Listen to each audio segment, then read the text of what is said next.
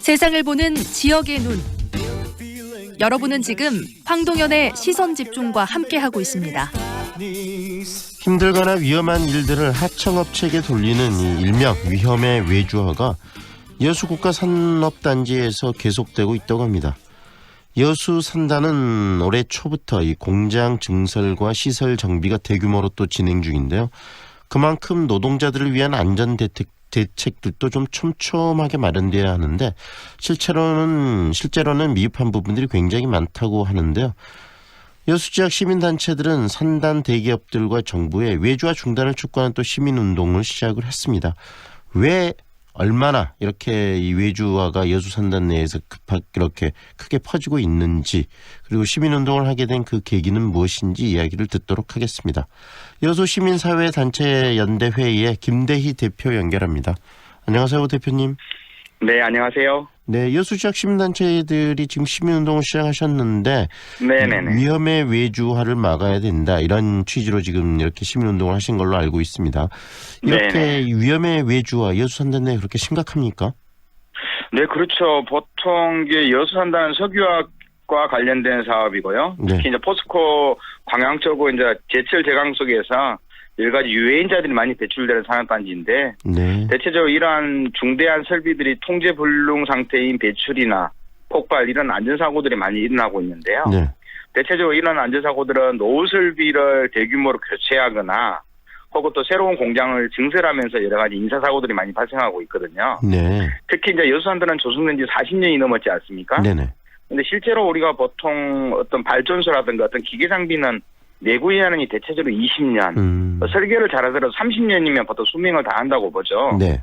근데 보통 이제 이게 한 매년 설비들을 교체하기도 하지만, 네. 실제로 이게 기계 장치가 가지고 있는 설계 수명들은 어쩔 수 없는 상황이죠. 그런데 대체적으로 이런 설계들을 제대로 좀 전면적으로 바꾸거나 그러지 않고 계속 노후된 장비 중에서 일부분을 교체해 나가면서 쓰고 있는데요. 네. 결국은 이러한 투자 관리라든가 어떤 설비들을 바꾸는 데 있어서 또 새로운 신규 설비를 들어오는 데 있어서 수천억 원의 예산들이 드니까 네. 결국은 이 수천억 원 비용들을 과연 본사나 또 주재임원들이 사실상 주저하고 있다는 내용들을 많이 이야기하거든요. 네.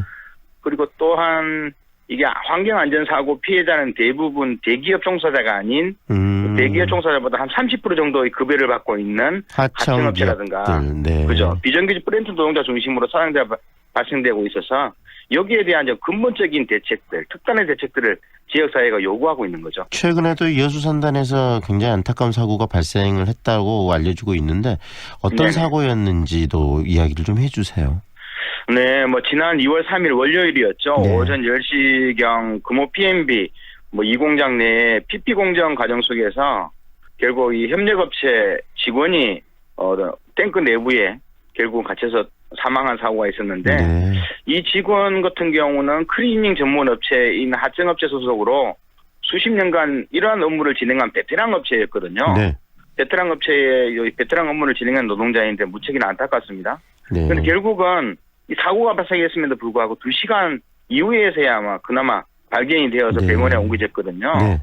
물론 이제 정확한 경찰의 조사가 진행되고 있지만 대체적으로 현장에 일하고 있는 노동자들은 결국은 여기에 대한 좀 우려를 좀 하고 있는데요. 그 이유는 수사 과정 속에서 노동조합이라든가 시민사회 추천 전문가들이 이 수사 과정을 조사하는데 참여하지 못하고 있거든요. 네네. 그렇다 보면 예전처럼 사고 원인에 대해서 원청인 대기업의 환경작업 준수라든가 네. 또 대기업 현장관리 책임자, 부재 등에 대해 이런 것들이 체벌되지 못하고 단순하게 그냥 협력업체 1인자 작업 부주의, 이런 실수 정도로. 이런 쪽으로 정리돼 버릴 수도 있다는 이야기 아니겠습니까? 네네, 이런 개연성 때문에 굉장히 우려하고 있는 거죠.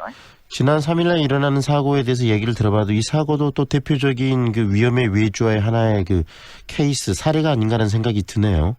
네, 그렇습니다. 주로 평상시 여수산단 내에서는 제품 생산 과정 속에서는 보통 두 개의 법에 의해서 이루어지고 있는데, 먼저 네. 근로자 파견법에 의해서 그 사내하청을 중심으로 공정에 투입되는 과정이 있어요. 네. 보통 우리 대기업이 있지만 보통 우리가 광주 기아자동차도 한 라인에 보면 비정규직이나 혹은 협력업체 직원이 똑같은 공정임에서 투입되는 경우가 있듯이요. 네. 보통 이건 사내하청을 중심으로 공정에 투입되는 과정들이고요.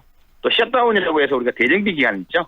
대정비 기간에 건설산업기본법에 의해서 도급 계약을 체결한 플랜트 노동자들이 투입되어서 네. 특정 설비들을 전면적으로 교체하거나 새롭게 신규하는 이런 설비 작업인데 대체적으로 지난 98년도 IMF 이후에 대체적으로 이게 한 20년 전부터 고착화 된 것이 뭐냐 하면 모든 것을 최저 낙찰제로 네. 진행하는 거예요. 네네.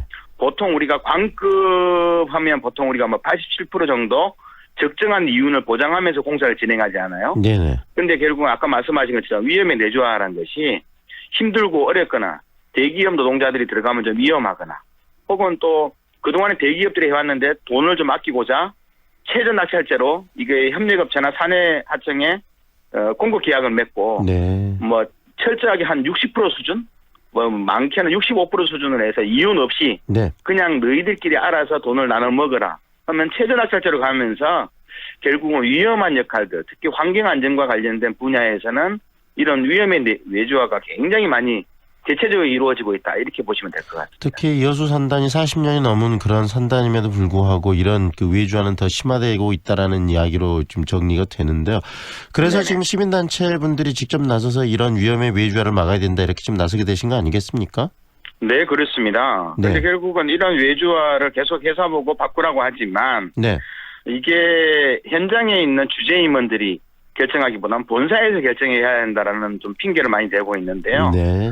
물론 20년 전부터 무조건 최저 입찰을 중심으로 공사 금액이 일정되어서 결국은 이 숙련된 노동자들, 좀 약간 임금이 높은 숙련된 노동자들이라도 가면 좋은데 결국은 최저 낙찰제를 가다 보니까 숙련된 일당이 예를 들어서 뭐 20만 원 된 숙련된 노동자보다는 일당 한 10만 원 내외의 네. 경력이 없거나 네. 숙련되지 못하는 사람들이 공사 기간에 들어가는 경우가 있고요. 네. 또 하나 그동안에는 돈을 일정하게 뭐 이윤도 보장했을 경우는 한 공정에 4명이 들어갈 수 있잖아요. 네. 근데 결국은 돈이 줄어버리면 4명보다는 2명 내지 3명 등 절반으로 인력을 줄여서 들어가기 때문에 네. 결국은 여러 가지 문제들 특히 이제 석유화학 안전공정을 한번 폭발하고 나면 우리가 인도 보팔시 석유화학 그 폭발 사고도 알듯이 네네. 이것은 그 공장에서만 떨어지는 것이 아니라 유해한 화학 물질들이 옆에 그렇죠. 있는 인근의 네네. 노동자들이나 주변 마을로 가기 때문에 결국은 이런 외주화 문제를 계속 부추기고 있는데요. 네. 결국 공사를 맡고 있는 협력업체 대표들도 물어보면 더 이상 우리가 줄일 것이 없습니다. 네. 인력도 줄였지.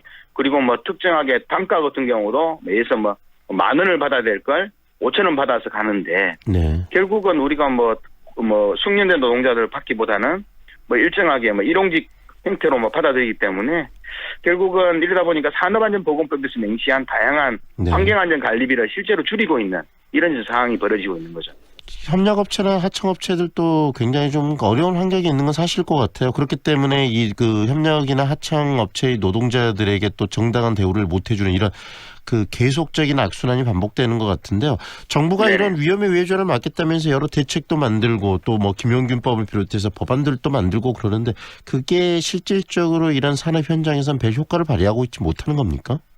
네, 그렇습니다. 보통 우리가 그 환경부 산하의 화학물질 안전은 통계를 우리가 지금 최근에 봤거든요. 네. 여수산단에 있는 화학안전사고 원인 분석을 해보니까 여수산단의 화학사고나 중대재해사고가 원인으로 주요 나온 것이 노후설비 유지관리 소홀이거든요. 네. 결국 설비화가 기존에 있던 설비가 노후화되거나 혹은 또 안전의식 결여 등이 원인으로 지적되고 있는데 가장 많은 원인이 시설관리 미흡이거든요. 네. 이 말은 뭐냐 하면 시설 자체가 노후화됐는데 여기에 대한 지속적인 설비 투자라든가 또 여러 가지 안전부주의 등이 네. 여전히 사고의 70%를 차지하고 있는데 네. 결국은 이걸 보더라도 원청 사업주에 대한 가중처벌들이 계속 필요한 내용입니다. 왜냐하면 사고가 나더라도 협력업체 작업자의 부주의에 의해서 사상자가 발생했다고 네. 결국은 핑계를 대니까 원청, 이 대기업의 어느 누구도 책임을 못 지고 있는데요. 네. 여기에 대한 가중처벌을 정확하게 법적으로 제시하는 것이 아마 이러한 문제점을 해결할 수 있는 방법 같아요. 실질적으로 그런 문제 해결법은 알고 있으나 이 법을 직접 만드는 과정에서는 여러 이해관계가 또 법의 그 법안 제정 과정에서 들어감으로 인해서 제대로 된 법이 나오는 게 아니고 약간 이렇게 누더기처럼 법들이 왜곡되는 경우가 좀 있다는 이야기 아니겠습니까? 네, 그렇습니다. 네. 그 한국은행 자료에 따르면요, 최근 한국은행 자료는 뭐 정확한 자료들이 많거든요. 왜냐하면 은행이란 개념은 결국은 이 수지타산이라든가 투자를 할 것인가 말 것인가를 계속 끊임없이 기업의 내부 자료를 가지고 점검하고 있는데요. 네. 최근 20년간 기업의 계획 예방 정비라고 있어요. 계획 예방 정비에 소비되는 수선비가 제조원가에서 계속 줄어들고 있는 것을 발견할 수 있거든요. 네네. 이 말은 뭐냐면 대기업들이 한 제품 제조 원가에서 원재료비나 인건비는 지속적으로 늘어나고 있지만 관리 수선비라고 할 수 있어요. 관리 수선비가 차지하는 비중이 줄고 있거든요. 네. 이 말은 뭐냐면 노후 설비에 대한 투자라든가 또 사전 예방 정비에 들어가는 비용들을 계속 기업이 줄이고 있다는 것을 한국은행 통계를 보면 쉽게 알 수 있기 때문에 네. 대규모 뭐 수천억이 드는 대규모 신규 설비를 투자하지 않는 이상 결국 노후 설비에 대한 사고 원인이 계속 늘어날 수밖에 없는 결국은 상황입니다. 설비가 노후화되고 그것을 관리할 수 있는 그 돈들이 줄어든다라는 것은 결국은 이 하청 노동자 또는 협력업체 노동자들의 위험으로 그런 부분들을 지금 보존한다라고 이렇게 이해할 수 있는 거기 때문에 시민단체에서 충분히 이런 운동을 하시고 그다음에 결과도 좀 좋은 결과를 만들어야 된다고 생각하는데 앞으로 계획에 대해서 이야기를 좀 해주세요. 어떤 계획을 갖고 계십니까?